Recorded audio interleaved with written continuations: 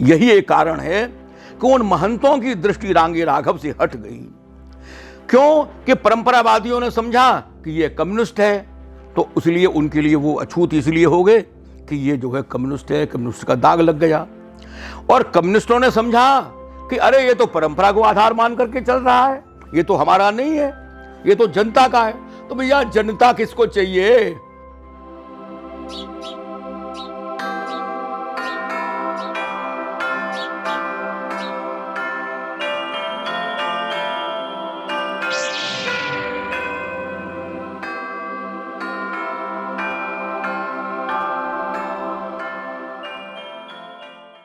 मित्रों, पिछली दफ़े मैं यहाँ गुरुदेव के पास आया तो उन्होंने बताया कि उन्होंने रांगे राघव पर अपनी पीएचडी की है। तो मुझे उनके विषय में जानने की उत्सुकता हुई, और क्योंकि मैं उस तरह से पढ़ने वाला व्यक्ति नहीं हूँ, हाँ, मुझे लोगों से मिलना, उन्हें सुनना, उनके माध्यम से दुनिया को जानना समझना अच्छा लगता है। तो मैंने भी आज फिर से गुरुदेव के सामने, डॉक्टर राजेंद्र रंजन चतुर्वेदी जी के सामने ये प्रश्न रखा कि वो रांगे राघव जी को कैसे देखते हैं, उनको कैसे आंकते हैं, और उनको जानना, उनके बारे में पता करना क्यों हम सब के लिए ज़रूरी है। रांगे राघव को मैंने पीएचडी के अपने थीसिस के लिए चुना। डॉक्टर कमलेश जी मेरे गाइड थे। रांगे राघव के जो ग्रंथ थे, जो पुस्तकें थीं, उनमें जो बाज़ार में उपलब्ध थीं उस समय, उन किताबों को तो मैं अपने घर पर ले आया। लेकिन उस समय भी माने 70-71 के करीब जब मैं बाज़ार में गया, माने आगरे में भी और दिल्ली में भी, तो उनकी सभी पुस्तकें मुझे नहीं मिली थी। और सच्चाई ये भी है कि उनकी सभी पुस्तकें मुझे आज तक नहीं मिली। लगभग 150 पुस्तकें उन्होंने लिखी थी। एक जुनून था पुस्तकें लिखने का। और ऐसा भी नहीं है कि वे पुस्तकें मौलिक नहीं हैं। ये ज़रूर है कि उन्होंने, उनकी जो एक विधा है, वो विधा में एक अनुवाद विधा भी है। और उन्होंने संस्कृत के महान ग्रंथों का भी अनुवाद किया, अंग्रेजी के महत्वपूर्ण ग्रंथों का भी रूपांतरण किया, और विश्व के साहित्य की जो अनमोल निधि हैं, जो कहानियाँ हैं या जो उपन्यास हैं, उनके भी उन्होंने रूपांतर किए थे। तो ये बात तो है कि वो अनुवाद है, रूपांतरण है, तो वहाँ तक तो बात ठीक है। बाकी जो उनके काव्य या उपन्यास या जो कहानी हैं, उनमें उनका अपना जीवन अनुभव है। जैसे कि अब वेर में वो रहते थे जब, तो वेर में एक सुखराम नाम का कर्नट था, कर्नट। और वे उनके लिए वो शहद देने के लिए आया करता था। वो शहद के शौकीन थे, तो शहद देने के लिए आया करता था। तो वो ज़माना था आदमी आदमी से प्यार का। तो सुखराम के प्रति उनकी ममता जगी, उनका आकर्षण हुआ। तो उन्होंने सुखराम से उसकी जीवनी पूछी, और सुखराम के जीवन में वो ऐसे उतरे, ऐसे रम गए कि उसके आगे पीछे घूमने लगे।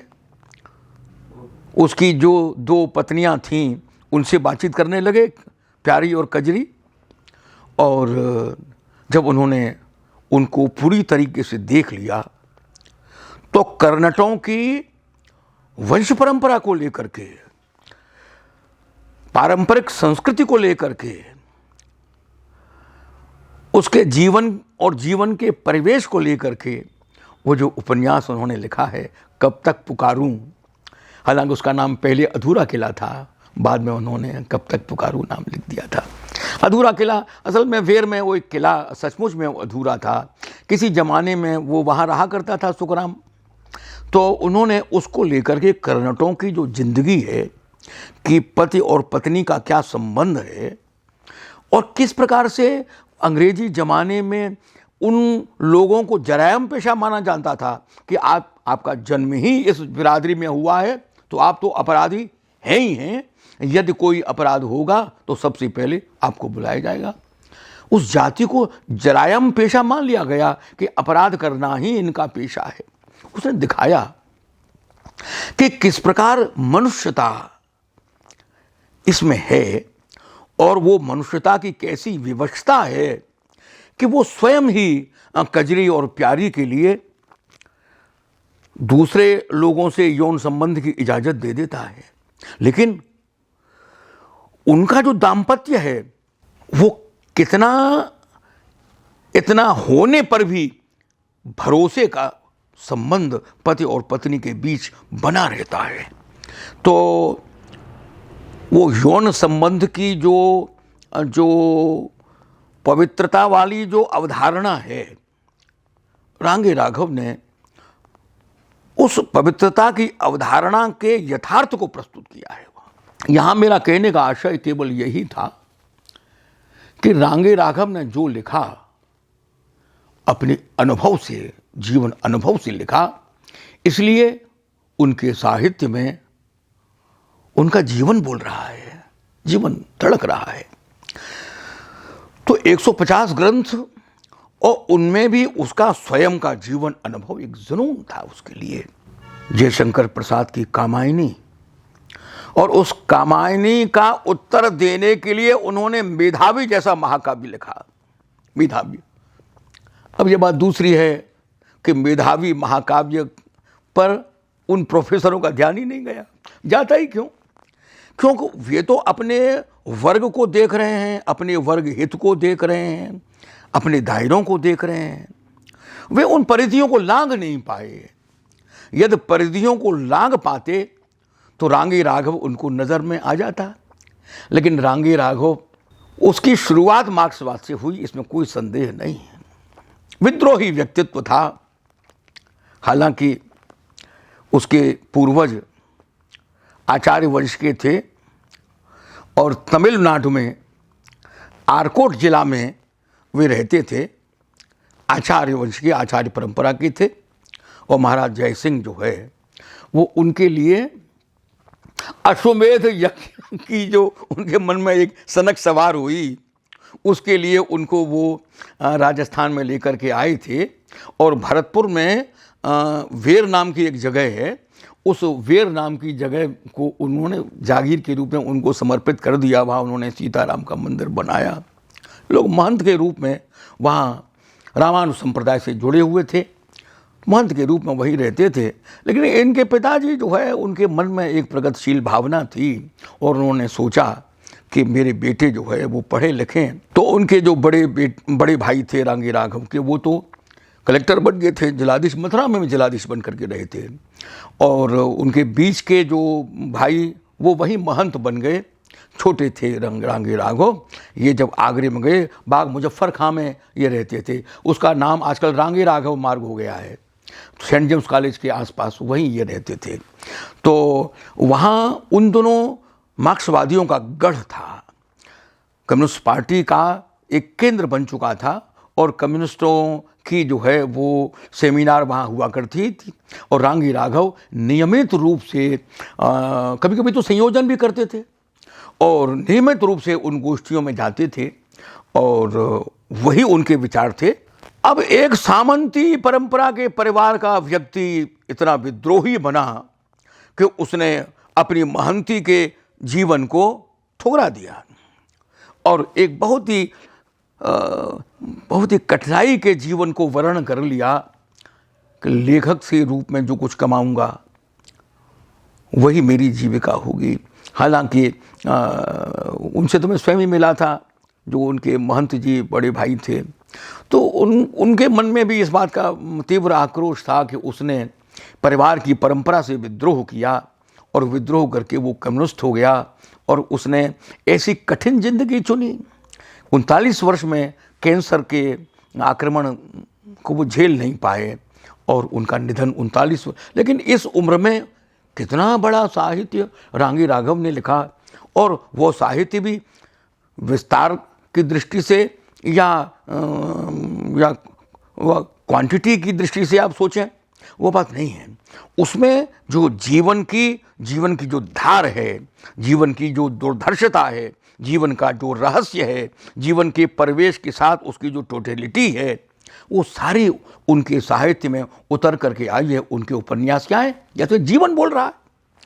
तो इसी प्रकार से कामायनी की टक्कर का उन्होंने जो महाकाव्य लिखा, मेधावी महाकाव्य, अब उनके मन में इस प्रकार की बातें थीं। बंकिम चंद्र चटर्जी का जो आनंद मठ उपन्यास उन्होंने लिखा, उसका जवाब उन्होंने दिया विषाद मठ के रूप में। विषाद मठ जो बंगाल का जब अकाल पड़ा था तो वे एक चिकित्सा दल के साथ आगरे से बंगाल चले गए थे और उन्होंने वहां वो देखा था कि किस प्रकार से होटलों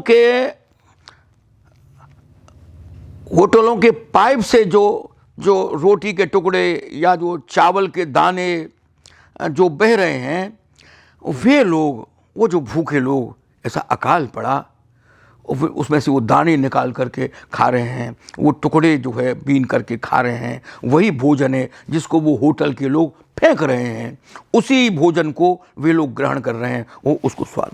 उसमें एक चित्र उन्होंने ऐसा भी दिया कि वो एक बच्चे ने वो रोटी का टुकड़ा जो था वो लिया, माँ तो देख नहीं रही थी, माँ ने उस बच्चे के हाथ से रोटी का टुकड़ा छीन लिया, लेकिन जब उसने देखा अरे मेरा बेटा है, तब उसके मन में वो करुणा जगी और उसने वो रोटी का टुकड़ा दोबारा उसके लिए दे दिया।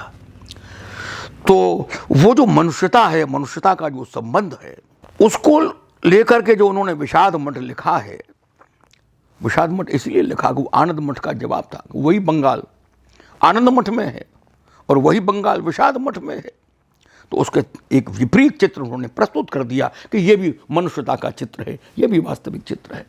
अब इसी प्रकार से भगवती चरण वर्मा ने टेढ़े मेढ़े रास्ते लिखा, रांगी राघव ने उसका जवाब दिया सीधा साधा रास्ता लिख करके। तो इस प्रकार से रांगी राघव का जो जीवन है वो एक विद्रोही तेवर का जीवन था। साहित्य की किन विधाओं को उन्होंने छोड़ा, नहीं छोड़ा, हर विधा पर उन्होंने लिखा है। उनके पत्र, उनकी जो पत्नी सुलोचना राघव, वो तो शायद अभी भी हैं, तो सुलोचना जी के लिए जो उन्होंने पत्र लिखा है, अब वो पत्र जो है वो एक तरीके से जीवन, उन्होंने पूछा एक पत्र में, सुलोचना जी ने, जीवन क्या है, उस जीवन क्या है का जवाब में उन्होंने, रांगी राघव ने जो पत्र लिखा है, वो पत्र क्या है आप देखिएगा कि उसमें एक दर्शन, जीवन दर्शन उतर करके आया है। तो ये बात ठीक है, उन्होंने मार्क्सवाद को स्वीकार किया, इसमें कोई संदेह नहीं है, और इतिहास की व्याख्या उन्होंने द्वंद्वात्मक भौतिकवाद के दर्शन के आधार पर की, वही उन्होंने स्वीकार कर लिया था। द्वंद्वात्मक भौतिकवाद, द्वंद्व होता है और द्वंद्व में एक तीसरा रास्ता निकलता है, एक जीवन का एक तीसरा क्षेत्र निकलता है। और उन्होंने भारतीय इतिहास की, उन्होंने महायात्रा गाथा नाम से एक ग्रंथ लिखा है, 2 खंडों में प्रकाशित है, किताब मेल ने छापा था। उसमें उन्होंने भारतवर्ष के इतिहास की पुनर्व्याख्या की है और उसका आधार मार्क्सवाद है, द्वंद्वात्मक भौतिकवाद है। वहाँ उन्होंने वर्ग संघर्ष दिखाया है, उन्होंने पूरे के पूरे उसमें। और इससे पहले भी उन्होंने एक ग्रंथ लिखा था, प्राचीन भारतीय परंपरा और इतिहास। ध्यान देने की बात यह है कि जो हमारे इतिहासकार हैं वे साक्ष्य ढूंढने के लिए जाते हैं तो वो पुराने पात्रों को आधार बना लेते हैं, पुराने जो खंडहर हैं उनको इतिहास का आधार बना लेते हैं, पुरानी और दूसरे जो साक्ष्य हैं उनको आधार बना लेते हैं।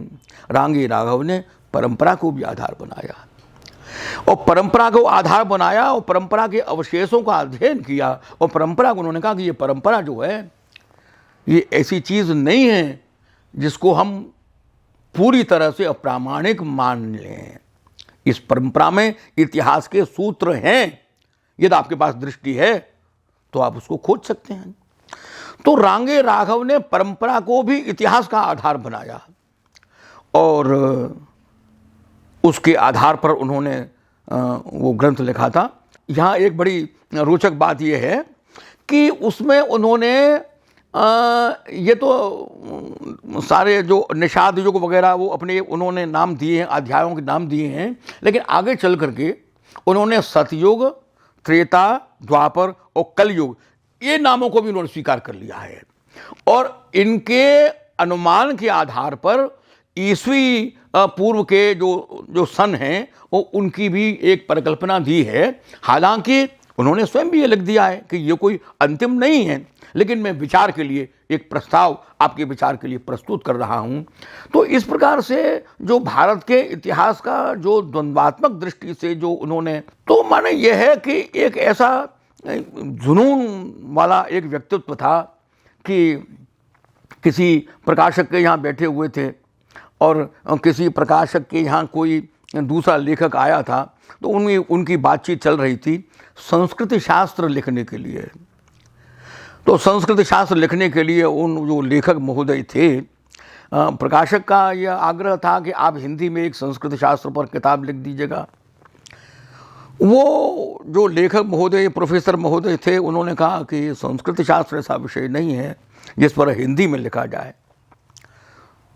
तो जब वे चले गए तो उन्होंने कहा कि इस चुनौती को मैं स्वीकार करता हूँ, संस्कृत शास्त्र पर मैं स्वयं लिखूँगा।